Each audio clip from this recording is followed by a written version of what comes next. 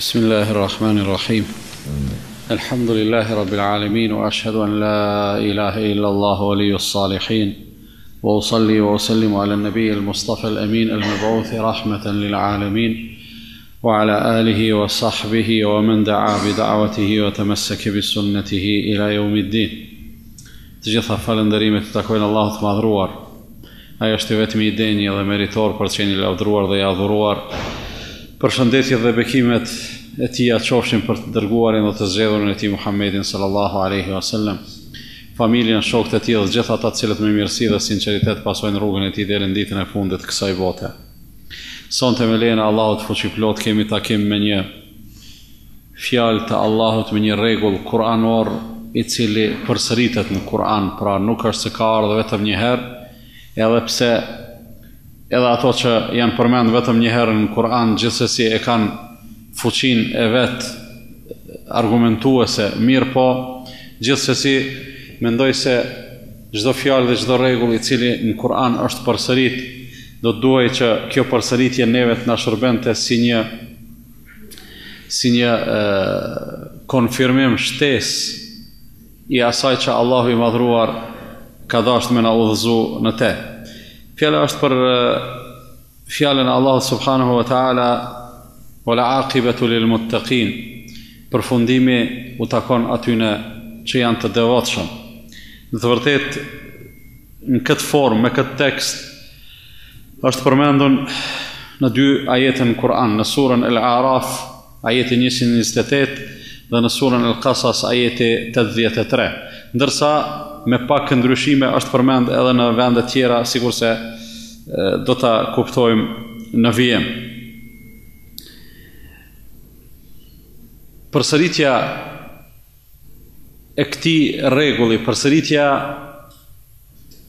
e kësaj fjalie në Kur'an, gjithsesi e ka një rëndësi të veçantë, e ka një porosi të veçantë, një porosi shtesë. Dhe Allahu i madhruar njëherë e ka përmend këtë duke citu atë që Musa alayhi salatu wassalam i ka thonë popullit të vet, duke i përgëzuar ata të cilët ishin besimtar. Pastaj ka ardhur edhe në përkujtimin respektivisht me një shprehje të përafërt në atë që Allahu i është të drejtuar në mënyrë të drejtë për drejtë Muhammedit sallallahu alaihi wasallam, sikurse qëndron në surën Taha, ka fundi i surës, pra në ajetin saktësisht në ajetin 132, ku Allahu i madhruar thotë: "Wa amur ahlaka bis-salati wastabir 'alayha." Urdhroje familjarët tu që të falen dhe bëhu i qëndrueshëm në këtë. Wastabir 'alayha, bënu i qëndrueshëm, bënu këmbgulës në kërkesën tënde që ata të falen, që ata ta kryejnë namazin. Me një fjalë, obligimi i krye familjarit nuk përfundon me atë që shumica prej neve mendon se ka përfunduar. Shumë prej neve, shumë prej atyre që janë përgjegjës, që Allahu i ka ngarkuar me përgjegjësi, qofshin ata krye familjar, qofshin ata njerëz të cilët udhëheqin, qofshin ata madje edhe hoxhallar. Arsyetimi më i shpesht e i pavend gjithsesi është: ju kom thonë, baba thotë ju kom thonë djemve faluni, ju kom thonë familjarëve faluni. Hoxha thotë i kom kallëzuar në xhamatit që duhet me u fal, i kom kallëzuar në popullit që duhet me u fal, ndërsa Allahu i madhruar nuk na ka mësuar kësaj. Allahu madje vetë të dërguarin e vet Muhammedin sallallahu alaihi wasallam çka i ka thonë: "Wa'mur ahlaka bis-salati wastabir 'alayha." Urdhroj familjarët tu të falen, por mos rresht, mos ndal kur s'u thoni edhe s'kërkuari prej tyre që të falen. Qëndro, këmbgul në te. La nes'aluka rizqan, nahnu narzuquk. Nuk është përgjegjësia jotja. Kështu Allahu i madhruar e sqaron në mënyrë shumë interesante atë që te shumë njerëz prap ka deformim, ka devijim, ka keq kuptim. Allahu thot, nuk është përgjegjësia jotja ti me e siguru rizkun për familjarët tu. Nuk do me thonë kjo që ti s'dosh me u mundu, s'dosh me u lodh. Mirë po rizku nuk është në dorën e babës, në dorën e krye familjarit, nuk është në dorën e atij që punon edhe e sjell rrogën në shtëpi. Nuk është rizku në dorën e tij. Por rizku është në dorën e Allahut fuqiplot. Nahnu narzuquk. Na jemi ata të cilët po t'japim ty rizk. Na jemi ata të cilët ty të furnizojmë edhe të begatojmë. Me një fjalë, të gjitha këto janë të garantuar, edhe nëpërmjet kësaj Allahu sikur don të na mësoj, sikur don të na përkujtoj se ajo që ne lodhemi më tepër mas saj edhe shpenzojmë kohën e madhe mas saj është e garantuar, ndërsa atë të cilën Allahu e kalon në një farë mënyrë në përgjegjësinë tonë, si kontribut, si angazhim, jo si rezultat, por atë ne fare pak çojmë kokën. Pra, njeri lodhet duke menduar se a thu fëmia çysh kanë me urrit, çysh kanë me u zhvilluar në kuptimin material dhe fizik. Çfarë standardi tjetër s'kanë me pas, por ata plot njerëz sot kanë preokupim me grumbullu sa më tepër pasuni, kur ti vetë pse, çapo të vynë se e din edhe vetë se s'ki me hangër, s'ki me shpenzu, thot t'ja ulo nipave. T'ja ulo nipave. Shumë interesant. Nuk ka kur të keqen këto.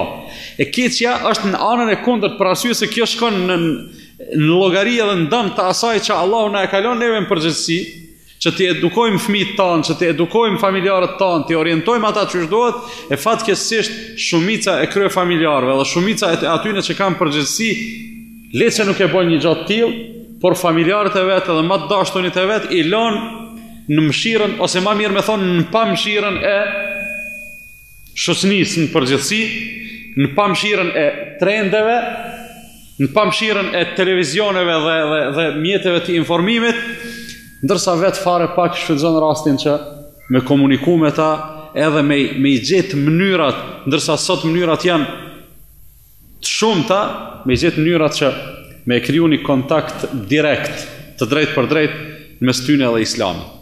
Madje, unë mendoj se një krye familjar, të cilit familjarët nuk i falen, e nuk ju thot, jo një herë në ditë, po 5 herë në ditë, faluni, unë mendoj se çaj krye familjar e ka tradhtu çet pjesë të emanet. Nuk është përgjegjës, nuk është i përgjegjshëm sa duhet. Edhe sigurisht për këtë punë do të ketë përgjegjësi për Allah subhanahu wa taala. Krejt kjo e ka një epilog, e ka një përfundim. Halojmë të fol për ajetin e surës Taha, që po du me arrit deri te një rezultat që lidhet me temën për çka jena të fol. Wa'mur ahlaka bis-salati wastabir 'alayha, urdhroj familjarët tu të falen, kam ngull në këtë punë. Mos u brengos për rrezikun e tyne, subhanallah, me u brengos njerëzit për islamin, për edukimin, për udhëzimin e familjarëve të vet. Sa brengosët se mos po mbesin pa ushqim fëmijët e tij, mos po mbesin pa veshmbathje, mos po i rrok pika, mos kështu me radhë. Veç sa që kjo, ti është brengos për udhëzimin e tyne, unë mendoj se shumë më mirë kishim me i pas punë. Po fatkeqësisht nuk ekziston kjo brengosje, edhe pse kjo për çka ne më mërzitemi është e garantuar, ndërsa kjo për cilën smërzitemi dhe jemi të shkujdesshëm, kjo është në një farë mënyrë në një rrezik të madh. Sidoqë që tjetë përfundimi i krejt kësaj është ajo që Allahu ka thonë, wal aqibatu lit-taqwa. Përfundimi është në shërbim, në favor të devotshmërisë. Tema jon ishte wal aqibatu lil-muttaqin. Përfundimi është për të devotshmit. Këtu përfundimi është për devotshmërinë. Përmendet paskajorja ose përmendet mbi emri folior aktiv, kjo fare pak ka rëndësi derisa bëhet fjalë për të njëjtin kuptim, për të njëjtën porosi. Pra, devotshmëria, njerëzit e devotshëm, ata të cilët e organizojnë jetën e tyre sipas mësimeve të Allahut me të gjitha kuptimet që përfshin fjala taqwa, çata janë ata të cilët përfundimin do ta kenë të mirë. Sikur se thon, ai i cili qesh i fundit, ai qesh mas ambli. E mas ambli do të qeshin ata të cilët janë të devotshëm. E përmend Allahu i madhruar në surën El-Mutaffifin. I përmend ata të cilët në dunjë janë tallë dhe i kanë përqesh besimtarët. Çka s'kan thonë për ta? Në ditën e Kiametit çfarë të ndodh? Fel yawma alladhina amanu min al-kuffari yadhhakun ala al-ara'iki muttaki'un. Në ditën e Kiametit, besimtarët do të jenë të mbështetur në kolltuçe, në vende edhe në pozicione shumë ekstravagante. Komoditet i madh, pa brenga, pa gajle, e këta tash do të qeshin me njëri tjetrin dhe do thonë, a thumëra ata kufar që i bësh hajgare me neve në dunja, a thu çka u bë puna e tyne? A do ta marrin ato që e kanë meritu? A do ta marrin kuptimin, a e kanë marrë halase, a do ta marrin ajo është e 100%. Ç'kjo është çështja e el-aqibatu lit-taqwa ose el-aqibatu lil-muttaqin, përfundimi është për të devotshmit, përfundimi është për ata të cilët devotshmërinë e marrin si udhërrëfyes ose si formul për ta organizuar jetën e vet. Është përmend thash në ajetin 83 të surës El-Qasas. Surja El-Qasas përveç tjera është një prej temave kryesore, e ka temën e Karunit. Karuni ka qenë një, si thot Allahu min qaumi Musa fa bagha alehim, një pjesëtar i popullit Musa të mirë, po ka dal prej kursit, prej diskursit të asaj çka kanë ecë Musa me besimtarët e vet. Me një fjalë është bërë njëri pavarësisht pse etnikisht e ka pas të njëjtën prejardhje, mirë po jetën edhe besimin e ka pas ndryshe. Edhe në mes tjerash Allahu e përmend krejt ngjarjen e tij, edhe në përfundim thot tilka darul akhiratu naj'aluha lil ladhina la yuriduna uluwan fil ardi wala fasada.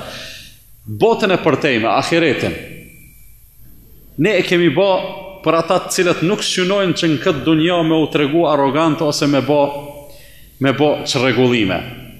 Wala aqibatu lil muttaqin, ndërsa përfundimi i mirë do të takoj besimtarëve. Që kjo formulë të nderuar vllazën të besimtarët, të muslimanët, është kuptu prej fillimit, edhe ka zonë vend në bamendjet e tyne, ka zonë vend në zemrat e tyne, madje shumë prej njerëzve kur i fillojnë qoftë edhe fjalimet e tyne s'dia e keni vrejt, elhamdulillahi rabbil alamin, wal aqibatu lil muttaqin, was salatu was salamu. E dim se rregull është me thonë elhamdulillah në fillim edhe salavat për s'dyti me çu. Mirë, po çat shumë ka qenë prezente në jetën e besimtarëve kjo, sa që kanë filluar edhe në ligjërimet e tyne të rëndomta, me kuptime edhe për kufizimet ndryshme me e përdor këtë fjalë, vetëm që me kujtu se përfundimi është ajo e cila i avlen që njeriu të shqetësohet për te. Do më thonë, kur njëherë veprat nuk vlerësohen sipas fillimit, veprat gjithmonë vlerësohen sipas epilogut, edhe sipas përfundimit. Edhe kur njëherë një njeri nuk mundet me thonë unë pata sukses se fillova fuqishëm, ama ç'a me bën në fund dështova. Do thonë dështim quhet nëse ka dështuar në fund, ndërsa sukses prap quhet nëse ka pas sukses në fund, edhe pse fillimin mund ta ketë pas të fuqishëm ose të mirë, po ja që rrugës ka mujt me marrë në fund dikon. Është e rëndësishme gjithashtu këtu të kuptohet se kur thuhet wal aqibatu lil muttaqin, përfundimi është për besimtarët. Në asnjë mënyrë nuk është për qëllim këtu vetëm bota tjetër.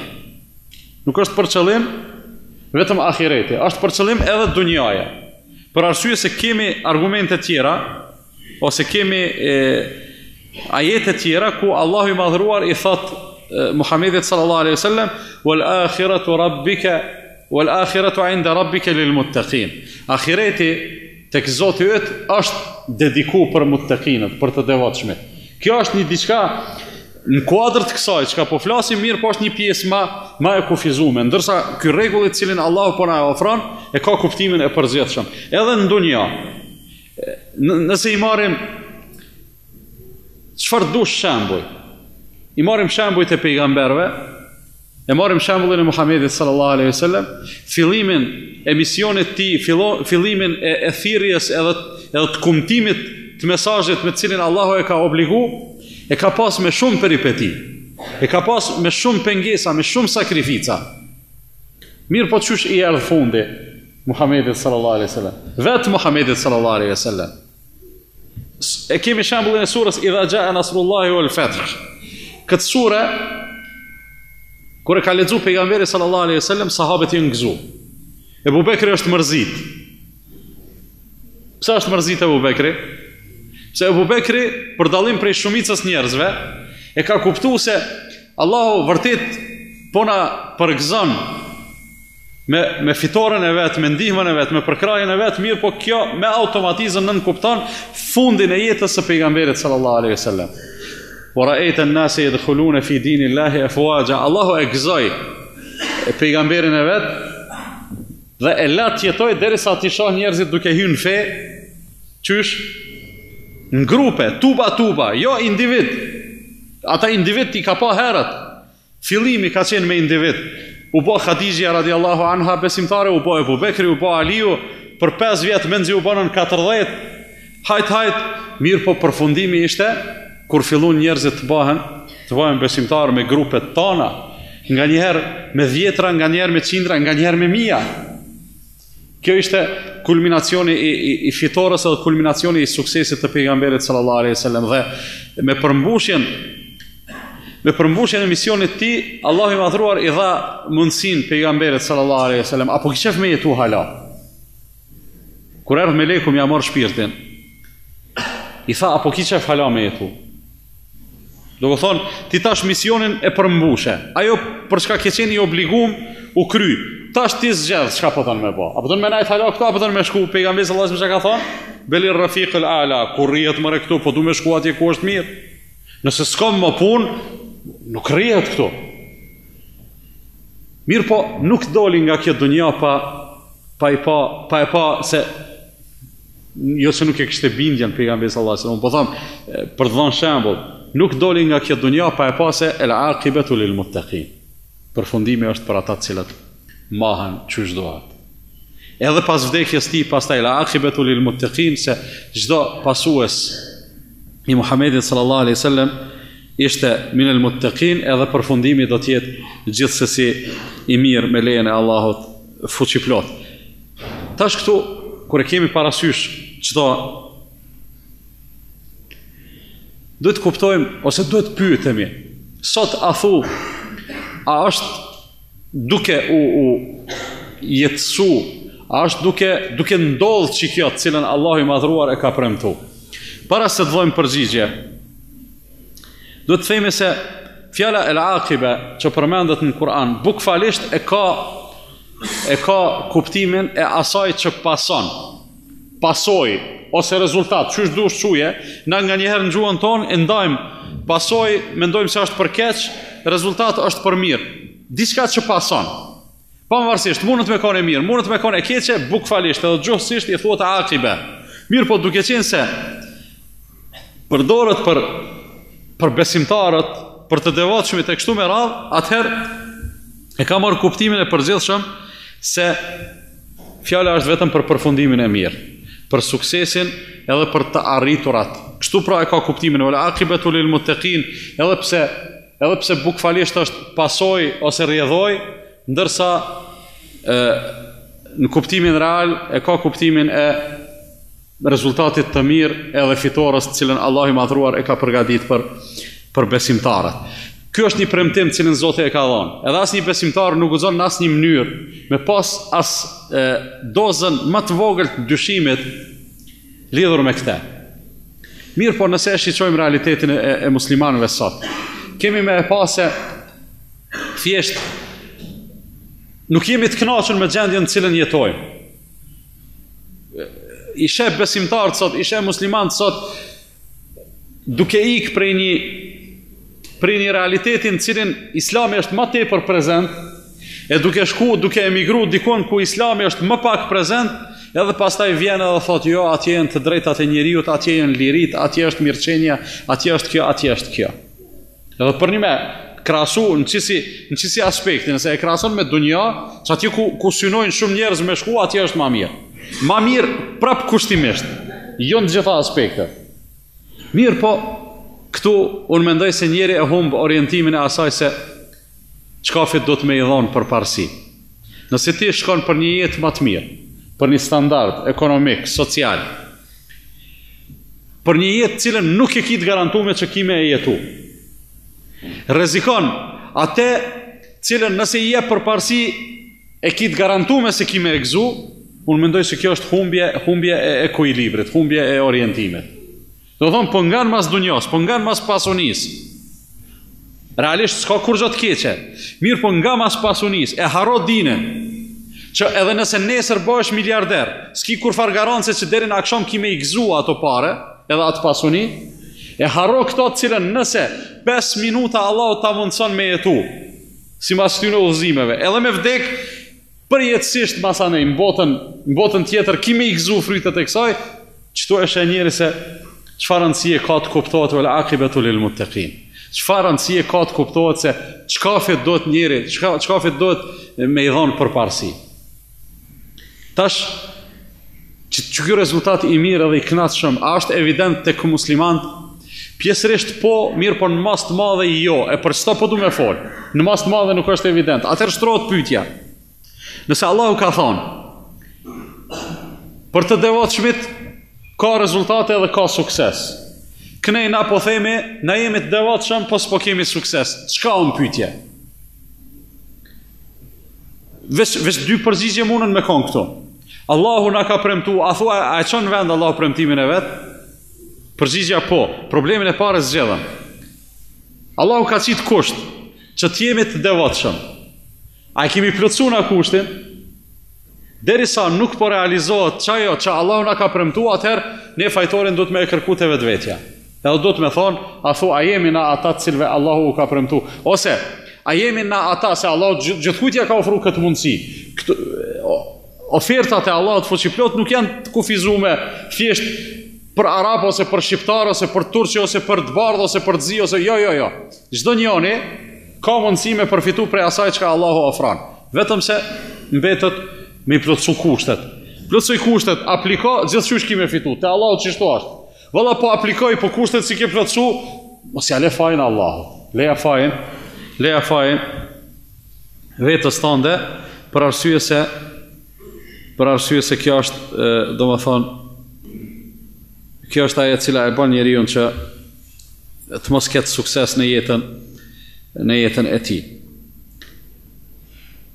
Në përgjithësi e shohim se një ngjecje në këtë kuptim është evidente në të gjitha nivelet tek musliman. Merë nivelin kolektiv edhe merë nivelin individual. Shpeshherë ka edhe keq kuptime kur njeri mendon se si të bësh musliman më kur s'do të me pas probleme. Pse? Se el aqibatu lil muttaqin. E fundit u takon besimtarve. El aqibe është e fundit, nuk është e para. Mirë, po këtu shtrohet një pyetje. Për ata njerëz që dojnë çishto, për ata njerëz që dojnë veç mirë me kon, veç rrafsh me ec, unë e kam një pyetje. Allah e ka bo ligj. Edhe ki me kon keq, edhe ki me kon mirë. Ty të mbetet me zgjedh, apo don mas pari me kon mirë, tani me kon keq, apo po don me pranu mas pari me kon keq, po me kusht që në fund me kon mirë. E kom thonë një ditë një vend, e po e përsëris edhe këto, se si rrjedhoj ishte një pyetje ma boni një ditë një plak, një haxhi, do më thonë njëri i devotshëm, njëri me namaz, me qysh me e bo bre hosta, qysh me ja bo diqysh mos me dek. Shqetësimi ishte, unë e kuptova shumë mirë, e kuptova çka po lypa, edhe njerëzit kur fillojnë me ushtynë në mosh, s'kemi këto asnjë të vjetër shqyqër, do me thonë, kur fillojnë me ushtynë në mosh, fillojnë me shqetësu vdekja pak ma tepër. Edhe sa ma shumë që të shtyën, as ma pak kanë qef mi ja përmend vdekjen. Edhe qysh mi ja bo, mos me dek. Une i thash, po ma mirë është me dek. Qysh bre ma mirë me dek, një me njerëzit mi ju thonë ma mirë me dek, i do këtë problem. E ftofshme, e pakantshme, qështu zote e kalon, interesant është kjo punë. Po ma mirë me dek. Që thash, bone e sap, kemi drejt ka njerë hipotetikisht me i bo disa biseda për me arrit të një rezultat. Hajtë bone e sap që zoti po të vetë ka ty, apo ki qef me dek, as po ki qef me dek. Edhe ti i thua, zot vëllai masi po më vetë, unë s'po kam qef me dek, edhe Allah ta plotson çat dëshirë. Paramendoj jetën tonë tani. Paramendoj jetën tonë në çet gjendje. Vjen puna, Allahu na ruaj një smundje. Lidhë smundje, pleshnia. Thonë me 60 vjet, 70 vjet pianist njëri mu lodh, me 80 veç po lodhet, me 90 pelshon krejt. E tash, paramendoj me thonë zoti, sa vjet i ki 90, apo do në edhe 90 tjera. paramendonin që të lëvizjen, që të proces, qysh kish me u dok njeri 180 vjeçar, ose 200 vjeçar.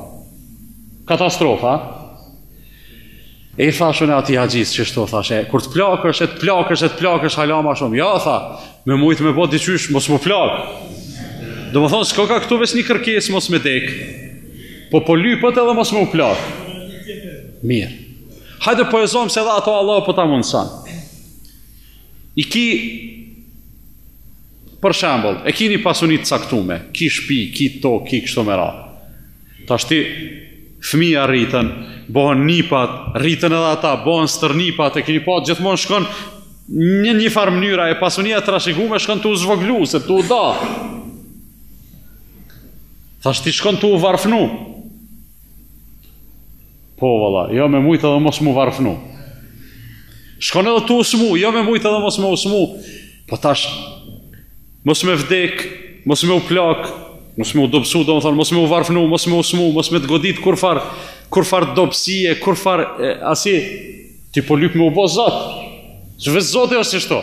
Allahu është i përherë, shumë edhe pa fillim edhe pa përfundim.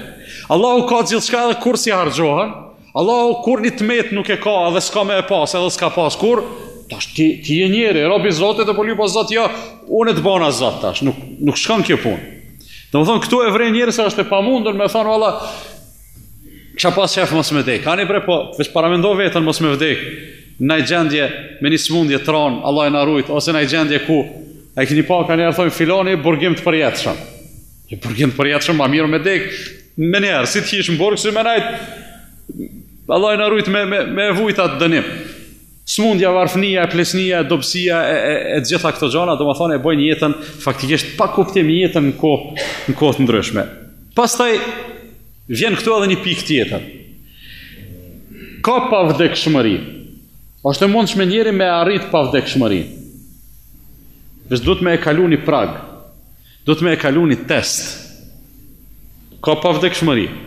Pejgamberi sallallahu alajhi wasallam ka thonë, kur të hynë xhenetlit në xhennet, edhe të hynë xhehenemlit në xhehenem, kanë me e pru vdekjen të personifikuar në formë të dashit, në mes xhenetit edhe xhehenemit. Edhe ka me u prej në fyt, me u therë. Edhe ka me u thonë, o xhenetli, vdekja shkoj, s'ka më vdekje. O xhehenemli, s'ka më vdekje. Tash, një njeri që se don vdekjen, Allah e na rujt. Dikush për këtyne që se ka dash vdekjen në dunjo, e atje e ka vendin në xhehenem. Çka kish me dëshiru qaj njeri? Me dek. Qaj njeri kish me thonë, o zot, po du me dek, ose që ka thonë Allah azze o gjell, o e khullu l'kafiru ja lejteni kuntu turaba. O zot, jo me dek, qafiri në ditën e kiametit nuk lyp me dek, po lyp me cof. Se në qëtë ajet që thot, Allah o thot, qafiri do të dëshiroj që të bëhet dhe. Qysh do të dëshiroj të bëhet dhe, i sheh kafshët, hajvanatin, që rinjallën, për me u realizu drejtësia. Ajo kafsha që ka pas brina, e ka thirë këto që s'ka pas brina, e tash do të me morë hak. Realizohet drejtësia, ato pastaj vdesin edhe bëhen dhe. Qafiri do të lyp me u bë dhe si rjedhoj asaj që ka shet të kafshët. E thot që akon edhe në hajvan, edhe me cofë që tash edhe me u bë dhe. Ka pavdekshmëri, po du të me e kalu një prag. Edhe për me e shiju pastaj atë ambëlsine asaj pavdekshmërie, do të me u bë i mirë. E tani kur shkon atje njeri në xhenet, merre një njeri në dunja, edhe qo ku është mas mire, mërzitet. Njerëzit jetojnë në për pallate, kanë qef një javë, 2 javë, 2-3 ditë, ama në kohë caktuar thonë ja, po dalim dikun në kamping, dalin një mal, ose të një lum, ose të një lice, ose kështu me radha, dhe në qka jetojnë? A i mundet edhe atje me e maru një vill, po s'do në vill, do në qadër me jetu.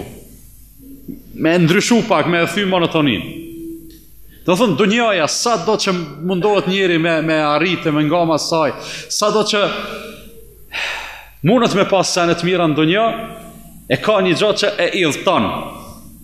Këtë dunja e idhëton monotonia. Ndërsa xhenetin kush e karakterizon? Freskia, kur nuk bëhet monoton. Kur zbohet më ata.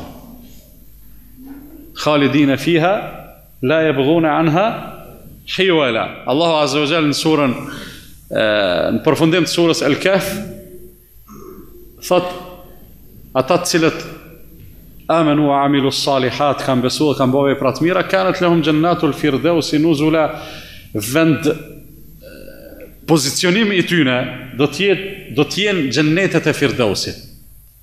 Aty do të qëndrojnë përgjithmonë, para mendo tash. Mos t'i shkon çikio që smërziten, ndoshta kish mujt me u çujt burgimi për jetë shumë në xhennet. Do thon dikush a ka çështua, në dunjë ka. Shtinë dikon thuj e ki 1 hektar vend. E kini pallat më të mirë në dunjë, mirë po pse 1 hektarit, këtë çat lyp çto kena me ti pru, s'ban me dal, ai thot në burgum keni shti. Aty khalidina fiha do të çndrojnë përgjithmonë aty, ama la yabghuna anha hiwala. Kur s'do t'ju shkoj mendja me thon të shumë kon dikun tjetër. Ti shumë kon dikun tjetër. Kur s'ju shkon mendja me kqyr diçka, edhe me lakmu diçka më mirë. Domethënë ç'kjo është ajo përjetësia reale. Ç'kjo është ajo përjetësia edhe pavdekshmëria e frytshme. Se në xhenet çka do të ndodhë me njerëzit? Tash ato pyetjet që i banëm më herët, valla s'po du me vdek, po ki mu plak, ki me bë ato, ka me të ndodhë kjo. Në xhenet a ndodhin? Ha? S'ndodhin. Bile edhe ata që janë kompleks në dunja, në xhenet kanë me hy 3. Po ki ka jetu 100 vjet. Kur të hyn në xhenet ka më pas 33 vjet. Në xhenet as ka mu njerësit. Më falni shprehje, as kanë me shkull hund, as kanë absolutisht për këtyne gjonave që njerëzit lodhen edhe shqetësohen edhe gërditën për tyne. Kur që s'ka në xhenet për atyne? Me hangër, me pi, me u knaq, me gjithë shka, edhe kur mos me endi monotonin. Tash na si besimtar, këthejmi edhe këta. Këthejmi të el akibetu li el muttaqin. Përfundimi u takon të devotshmive. Sikur Allahu të kish bo që për shembull gjithë një fjalë ne kemi të ata që kanë qef Allah, unë jam musliman, po kam qef veç rrafsh me ecë. S'du as në për gropa, as në për përpjedzë, as në për thera, as në për gjana të ndryshme. Sikur Allah të kish bo që Allahu e din kush është besimtar, kush është xhenetli, kush është xhenetli. Të kish bo xhenetin këtë dunjë e sprovën në ahiret. A i shkon mirë? Me thonë Allahu, o filan, unë e di që ti je xhenetli. Ta kum caktu jetën me jetu 70 vjetë, që xhenetin e ki në dunja. Pastaj ki me vdek, ka me ndodhër i ngjallja, pastaj atje ki mu sprovu. A i shkon mirë që kja? Pse si shkon mirë? A i avlen, ma mirë 70 vjetë mu sprovu, 70, 100, 700, 950 vjetë Nuhi a.s. në sprova, në probleme, në telashe. Ama, kur të kalësh atje, ma je rahat, edhe mo kur s'menon që ka me të ndodhë diçka që ka me ta turbullu atë kënaqësi, cilën ti je duke e përjetu. Për që ta, el akibetu lil muttaqin, edhe kur të përballet njeri me vështirësi të ndryshme, duhet me bo sabër edhe duhet me mendu përfundime. Dunjaja ka përfundim, dunjaja ka kufi.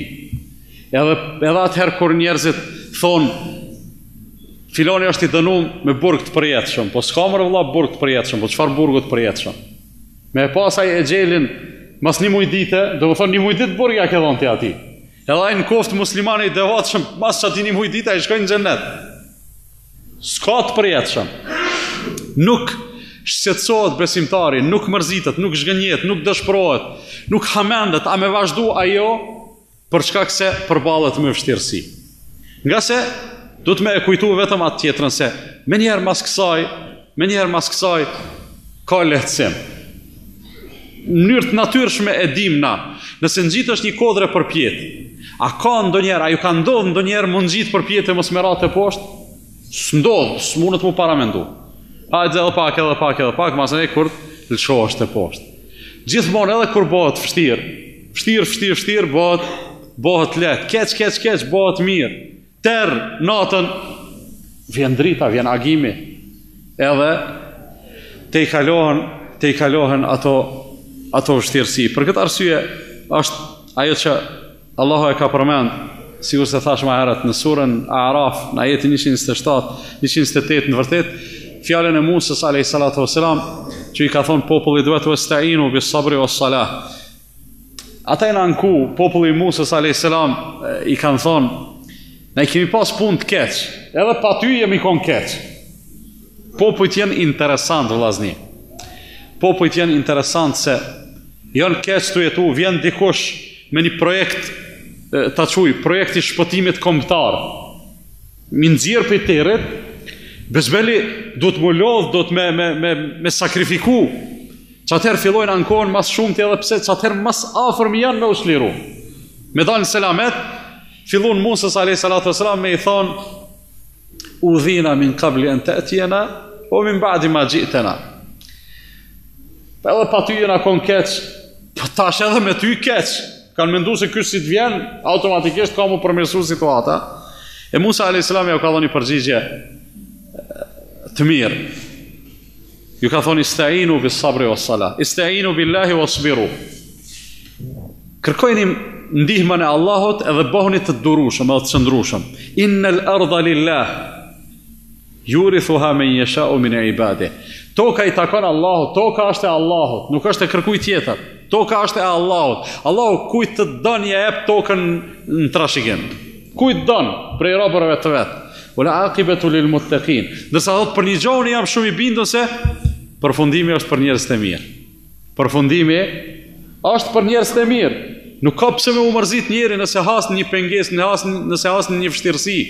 Për arsye se për të gjitha këto i kemi ato paralajmërimet, cilat vërtet na e bojnë neve edhe të iltër na e bojnë të ëmbël, edhe të vështirën na e bojnë të lehtë, edhe të pakëndshme na e bojnë të këndshme. Ajo është ajo që ka thonë pejgamberi sallallahu alaihi wasallam, besimtari vazhdon të sprovohet në këtë dunja, derisa të mos mbetet, derisa mos të ngelet hecë në fytyrën e tokës edhe asnjë gjunah të vetmin nuk e ka më. Pse? Se çdo sprov ty të ngritë edhe të pastron pe gjunaheve, edhe të ngrit derexhet, edhe të forcon njëkohësisht, se nuk është i njëjtë ai njeriu i cili ka kaluar në sprova dhe ai njeriu që s'ka kaluar. Fundja edhe me kriteret dhe standardet njerëzore, për me mujt me u bë i kualifikuar për diçka ti dush me i kalu do prova. Me mësu, me u provu, tek masane licencohesh. Për me mujt me arrit një mjeshtri të caktuar, po dush me ushtruat zanat shumë, dush me u stërvit shumë. Çishto është edhe jeta e besimtarit. Stërvitesh me sprova, me vështirësi, me kështu me radhë, derisa edhe një therr e vogël kur të therr, dihet se një gjuna Allahu po ta shlyn peç asaj.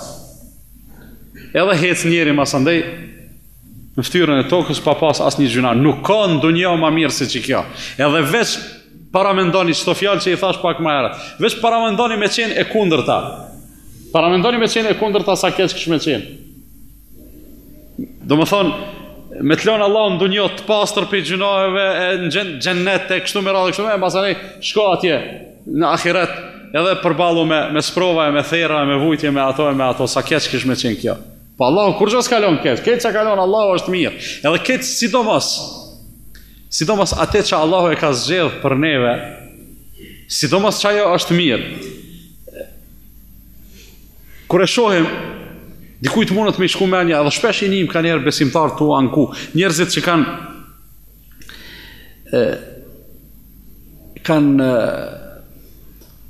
janë të dobt në personalitetin e tyne, fillojnë me u anku, qysh bre na musliman edhe po na ndodh kështu, qysh bre na po thojmë, kishe Allahu na don, njerëzit dinë edhe kështu me thonë, kishe Allahu na don, e qysh, po Allahu, hajde neve kishe po na doj, ka se nas jem qast mirë. Po i kemi ata të cilët sigurisht Allahu i don. Pejgambert e vet. Pejgambert e Allahut, Allahu sigurisht i don. S'mundet këto kush me e kontestu. A ka pas dikush që ka qenë më i sprovum, edhe që ka kaluar në vështirësi më të mëdha se ata. Do të thonë ky qenë ka ligj nëse hajde neve Zoti s'po na doj ka, po ata dashnit e vet pse pra po i shtika me u sprovu. E pse i ka bë ata bajraktar, shembull, model qysh sprovohet njëri, por i ka bë njëkohësisht edhe shembull qysh qëndron njëri në ato sprova. E pastaj do t'i bëj edhe në ditën e Kiametit me ju lakmu njerëzit. Shembull edhe këshire edhe qysh shpërblehet. Ai i cili bën sabër në sprova. Përndryshe i vrem sprova të ndryshme të dunjas. Karuni që e përmendën, ai ka pas një sprovë të cilës nuk ka mujt me I rezistu. I ka dhënë Allahu pasuni, edhe ai është të dorëzu, krejt që ka pas, I kalon mas qasaj kojte. Edhe kur I kanë thonë, mësë mburë se Allahu ta ka dhënë, ka thonë, Allahu s'ma ka dhënë, vete kom fitu. Allahu s'ma ka dhënë, vete kom fitu. Çfarë logjike? Kjo është sigur me thonë ja ku morë Zotit me zor, se na logjikisht do njëri e din se këto janë të Zotit, kërkush si ka pru me veti. Jo, Allah s'ma ka dhënë ja ku morë me zor. E kur thot njëri që shtu masani I ndodh në çfarë do forme, I ndodh ajo që I ka ndodh Karunit, që thot Allah azza wa jall fe khasafna bihi wa bidarihi al-ard. E kemi shafit në tokë, atë edhe këtë që ka pas. Këtë atë pasuni, e ka arrit Karuni. Pasuni, standard, e ka shafit Allahu subhanahu wa ta'ala. Që ka ndodhë me Karuni? Përveç që është shkatru, është bo helaq. As pasarësit e vetë nuk kanë mbet ma, trashëgimtar, as kanë mbet pasun, as kështu me radhë. Që ka ndodhë me Allahun? A është varfnu Allahu? Jo. Do më thonë, këtë që ka njeriu që ka mund të ketë, janë të Allahut fuqiplot edhe kur gjo, nuk mundet njeri vetë me fitu. Unë shpesh e përmendi shembullin e atyne që punojnë shumë e fitojnë pak, edhe atyne që Allah ja u ka dhënë punojnë pak edhe fitojnë shumë. Kjo është një gjatë cilën nuk mundemi me e zbërthy me ekuacionet ndryshme matematikore ose logjike. Mirë, po kjo është një gjatë cila besohet edhe një gjatë cila përjetohet. Do të thonë nuk është punë që thjesht na veç besojmë edhe është në një farë fantazie që se dim ku ka ndodhur. Jo, neve për ditë na ndodh ç'kjo. Na ndodh për shembull që spunojmë ose skemi edhe jetojmë mirë. Në familje për shembull kërkon se ka të punësun edhe mbijetojmë. Edhe na ndodh që ndoshta punojmë, fitojmë kështu me radhë dhe jemi në kriza të ndryshme, krizë mas krize financiare. Pse? Çështu janë caktimet e Allahut fuqiplot, çështu funksionon dunjaja. Po Allahu sprovat I ka zgjedh që edhe u ka dhënë mundësi njerëzve që njerëzit të përfitojnë. Është program stërvitje, program trajnimi, program kualifikimi, licencimi. Allahu ta ka dhënë mundësinë sot njerëzit vojnë pare me mujt me hyjnë për programe të ndryshme veç për me u avancu dhe me u stërvit më shumë. Allahu ta ka dhënë pa pare. Leçi pa pare, po kur të kalosh Allahu t'jep pare. T'jep shpërblim. E tash me thonë ja vallahi zar me kon musliman. Pasha Allahun edhe po të mos jesh musliman nuk e ki malet, se edhe unë thash el aqibatu lil muttaqin nuk është vetëm për ahiret. Nuk është thjesht veç besimtarët kanë me hyrë në xhenet edhe që kjo ka ai rezultat. Jo, edhe në dunjë. Po edhe kufarët, edhe ata që se besojnë Allahun fuqiplot nuk e kanë jetën më të lehtë se musliman. Disa prej tyre ndoshta I kanë bërë disa standarde në kuptim të ngushtë fjalës. Materiale prapë në kuptimin e ngushtë jetojnë një jetë. Të e dini vllazni, shumica e njerëzve të pasur në perëndim kur si shohin parët e veta. Thot unë jam miliarder. Ku I ki parët? Unë jam miliarder, parët se din ku I ka, se I ka çu dikon një bank, edhe ato Allah alem ku gjindën. Realisht e dim që funksionojnë këto sene. Do më thonë, ai kur pasuninë e vetë se ka pas, se ka prek, veç e konsideron vetën të pasur. Me një fjalë nuk e shijon atë mirësi ai. E mos flasim më që nuk e shijon lezetin e të jetumit lirshëm. Fukaraja edhe zënxhini, po fukaraja shpeshherë ka jetën shumë më të mirë se zënxhini. Pse se ai jeton, ju kom thonë herë, harron me mshil derën, pritohet më çu. Ka atë se s'ka gjose, çka kanë me mbjell. A ky shkreti që me po me harron me mshil derën, ky do të thonë derisa të mrin te alarmi te ato gjanat e sigurisë, do të thonë mos përjetoft infrakt ka me marr aritmi të zemrës, se çka do të bëhet ditë mriun atje. E tash ku është kënaqësia, ku është jeta e mirë? Jeta e mirë on me kon rahat vëlla. Që edhe ti thuj veti, edhe unë jam miliarder. Shumë letë mundesh me u bë milioner në raport me Allahun fuqiplot. Të ka dhënë Allahu mundësi, nëse e bën që të puni ki çka sevape, që tjetrën çka sevape, çka 5 vakte të namazit që I falim ne, edhe kur përshëndetemi me njërin tjetrin, selam aleikum wa rahmetullah, aleikum selam. Përmend emrin e Allahut. Sa herë ka të flasim, ka 10 herë për 2 minuta e thojmë elhamdulillah, subhanallah, po a dini që këto shkruan? Se cila për tyne ka e rrit atë do më thonë kapitalin tanë. Po ti milioner, çdo njëri për musliman me milioner është. Edhe shumë më i madh se sa ata milionerat fiktiv që parat i kanë në akull. Parat i kanë shkruar në akull e pam kur ke kriza ekonomike. Por një herë shumë njerëz u varfnun. Kesh i pasun u varfnun. Po ku të shkon parat? S'di. Do po thoni ke pas në akull, veç pak kanë nxjerr dielli janë shkri ato. Janë avullu.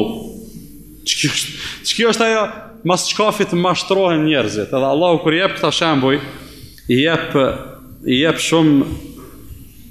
shumë me qëllim të madh.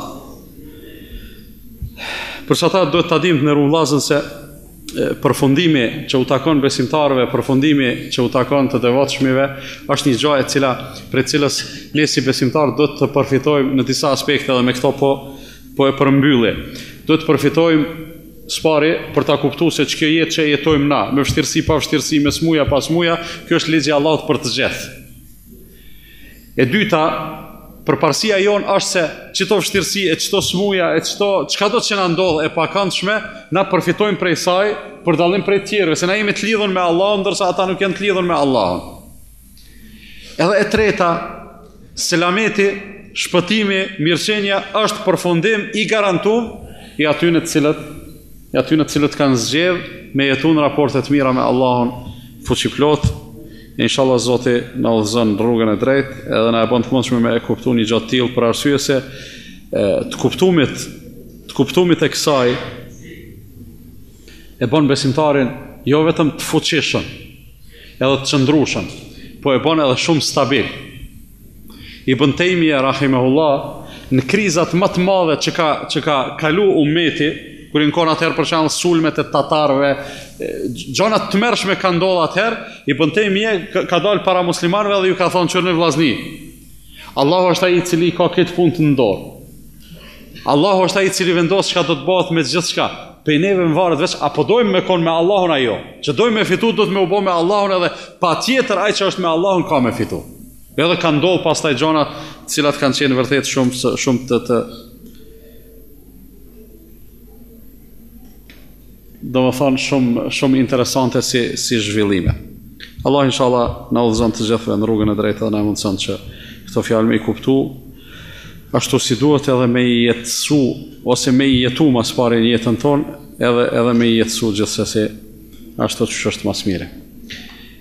A keni ndonjë pyetje? Në vërtet më ka ardhur një pyetje po pres mas pari për i burrave, a ka pyetje? Ka? Urna.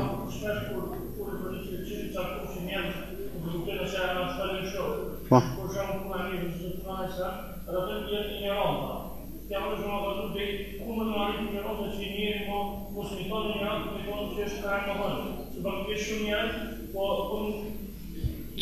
Se kuptova si arsye tim do të thotë si justifikim. Mas para se me sqaru këtona do të me kuptu një gjë. Nëse ne presim pe dikujt arsyetim apo justifikim, do më thonë na e kemi qitë vetën në pozicionin e gjykatësit. Ne jemi të dashtë ato me gjyku veç të këshyrëm tash a ka në herë thonë letësuse apo jo. E mendoj se qasja jonë në këtë rast është gabim. E para. Do më thonë qasja jonë është gabim kur fillojmë me i gjyku njerëzit.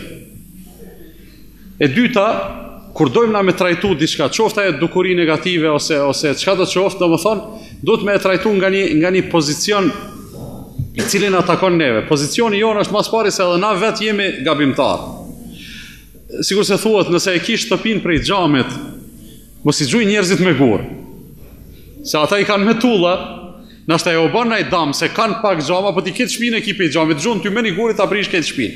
Do thonë duhet me pas shumë kujdes. Për këto po du me thonë se vështirë është me e marrë njëri pozicion e gjykatës, jo pozicion e këshilluesit, se ulemaja thonë, ne duke qenë se kemi të meta në punën tonë, veprimtarinë tonë, në vetën tonë, kjo s'do të me u bë pengesë me i këshillu tjerë. Këshilla është diçka shumë pozitive, është shumë e mirë. Mirë po me u bë ti gjykatës, derisa vetë je kërkon hiç, domethënë kjo është e padrejtë. Kur është në pyetje ignoranca është veti përcjellse e pandashme e njeriut. Madje jo çfarë do ignorance, s'ka ignorancë light të njëri. Krejt ignoranca është eron. Allahu ka thonë, "Wa kana al-insanu dhalumen jehula. Insani është shumë zullumçar edhe shumë ignorant. Çto Zoti ka thonë. Na kur flasim për vete thonë po kemi ignorancë. Kemi ignorancë do të thonë ne jemi ulema veç ka pak kemi ignorancë. Jo. Na kemi shumë xehel si njerëz. Pastaj vim konkretisht te pyetja jote. Nëse njërin mohon diçka pe dinet, varet se çka mohon. Ajo mundet me rreziku. Ignoranca juridikisht mundet me qenë arsyetim, do thonë se din që është pej feje e për çata e mohon, në këtë rast është një lloj arsyetimi, mirë po nëse e bën me vetdia i rrezikon me dal pej feje varësisht ajo çka po e mohon se çfarë niveli i përgjigjet. Po na nëse vrejmë te njëri se ka mohim si pasojë e ignorancës, na i çasim i ignorancës. Nëse ka mohim si pasojë i inatit, i çasim i inatit. Nëse ka keq kuptim, i çasim i keq kuptimit, domethënë, mirë po gjithmonë nga piknisja jon, pra kur komunikojmë me tjerët është sinceriteti edhe dëshira për të përmirësuar e në asnjë mënyrë dëshira për të identifikuar ose për të gjykuar njerëzit. A ka më pyetje?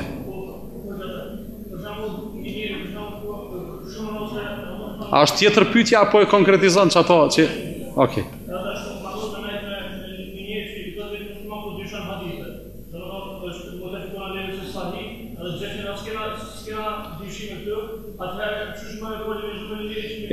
Pse ti s'ki dyshime, a i ka dyshime?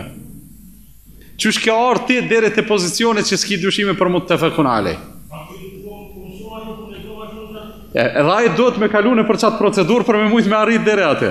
Ai duhet me kuptu çka do me thon hadith mas pare, edhe e dyta çka do me thon për shembull hadith sahih. Se kur themi hadith sahih ose daif, për shembull hadith autentik, i sakt edhe hadith i dobët. A e dini që ka njerëz që këto e keq kuptojnë, thonë qysh, pejgamberi sallallahu alajhi wasallam ka njerë ka fol saktë, ka njerë ka fol dobta.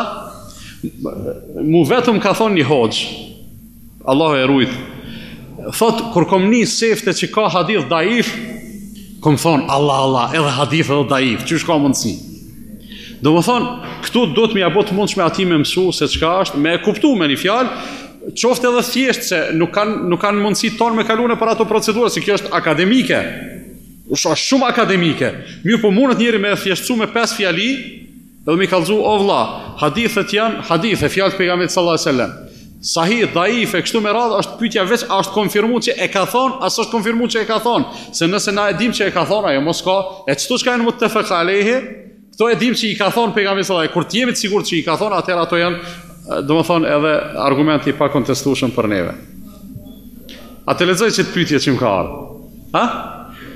Edhe pse s'po kam qef me e lexu, po për shkak të çdo pyetje që më vjen unë e lexoj.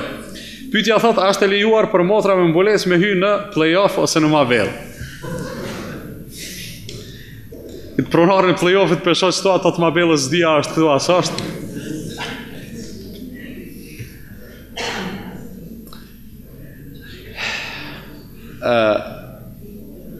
Do të më dhani një përgjigje të gjatë për këtë punë. Motrat muslimane edhe vllazërit musliman në përgjithësi duhet me i kuptu kriteret e daljes, të shëtitjes, edhe të hyrje daljeve në për vende publike ose edhe në për lokalet ndryshme, shembull për të pi kafe ose për të taku ose kështu me radhë.